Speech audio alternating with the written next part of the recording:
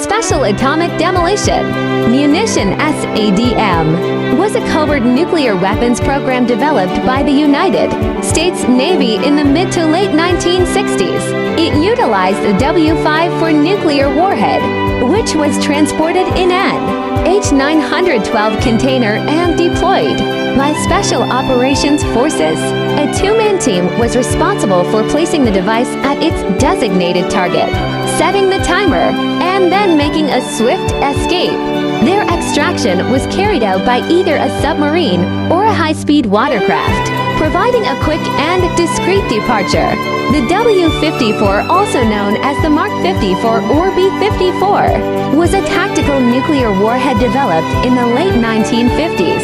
It holds the distinction of being the smallest nuclear weapon ever fielded by the United States. In terms of both weight and explosive yield, the compact design incorporated a plutonium-239 implosion device, and its various modifications allowed for yields ranging between 10 and 1,000 tons of TNT, 40 to 4,184 gigajoules.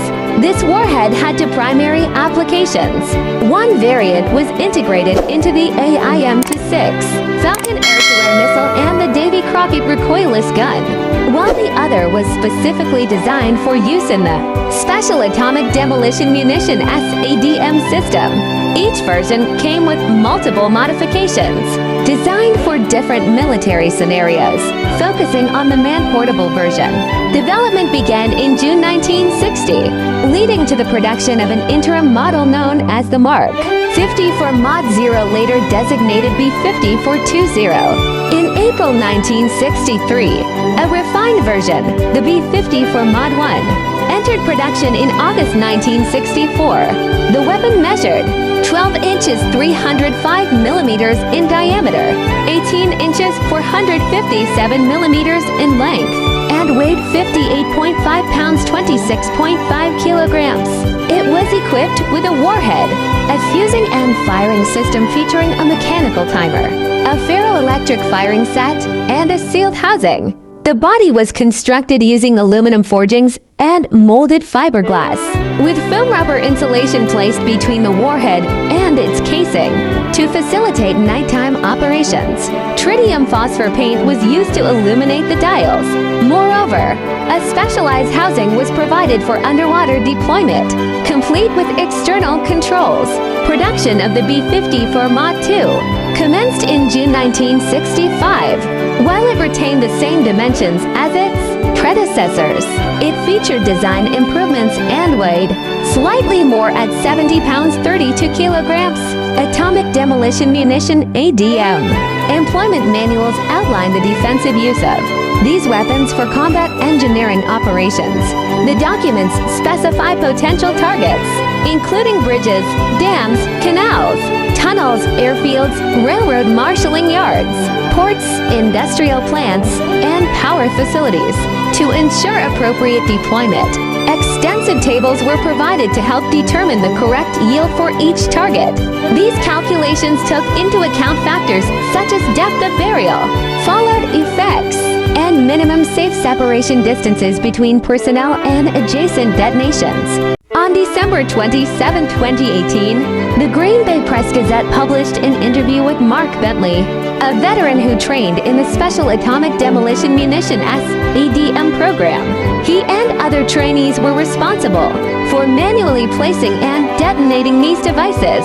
According to the report, soldiers involved in the program understood that their missions were effectively suicidal, either because escaping the blast radius in time was unrealistic, or because they were required to secure the site until detonation.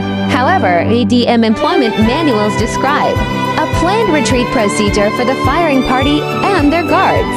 Once the device was emplaced, security relied on both passive and active defense measures. Passive measures included concealment, camouflage, and decoys, while active measures involved booby traps, obstacles such as concertina wire and landmines, and long-range artillery fire to deter enemy interference. Moreover, the SADM was equipped with a field-wire remote control system (FWRCS), which allowed operators to send safe, arm, and detonation commands via a wired connection, providing safe remote activation of the weapon.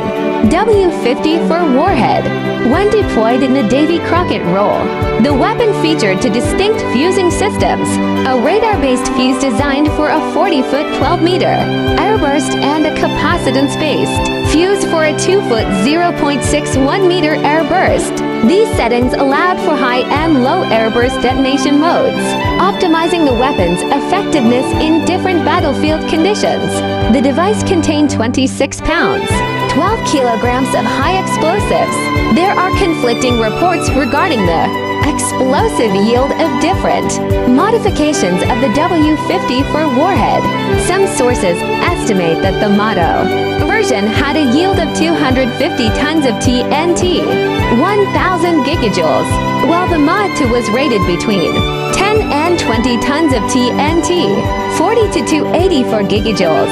However, declassified warhead development documents indicate that the primary difference between these two variants was the environmental sensing devices, and that the warheads were field convertible, suggesting that their yields were actually the same.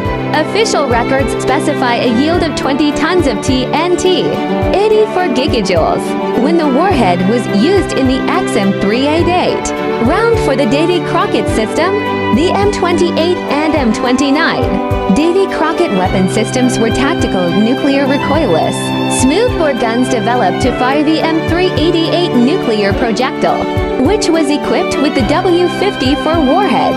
These weapons were deployed by the United States during the Cold War as part of a broader strategy to provide mobile, battlefield-level nuclear capability. The project was the first assignment given to the United States Army Weapons Command in Rock Island, Illinois.